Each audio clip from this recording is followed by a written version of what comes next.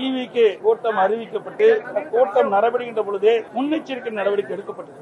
இதற்கு முன்பு இதே கட்சி டிவிகே கட்சி 4 மாவட்டத்தில் அவருடைய தேர்தல் பிரச்சார கூட்டத்தை நடத்தியிருக்கிறார்கள். அந்த 4 கூட்டத்திலும் எப்படி மக்கள் கலந்து கொள்கிறார்கள், எப்படிப்பட்ட நிலைமை என்பதையெல்லாம் ஆய்வு செய்து அதற்கு ஏற்றவாறு முழுமையான பாதுகாப்பு கொடுத்திருக்க வேண்டும் அரசாங்கம், காவல்துறை.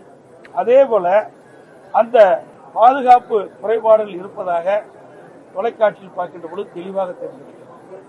ஏற்கனவே மாவட்டத்தில் நடந்த டிவிகே பிரச்சார கூட்டத்திலும் முழுமையான பாதுகாப்பு வழங்கப்பட்டதாக தெரியவில்லை. இதெல்லாம் தொலைக்காட்சியில் பார்த்துதான் நான் இதை குறிப்பிடுகிறேன்.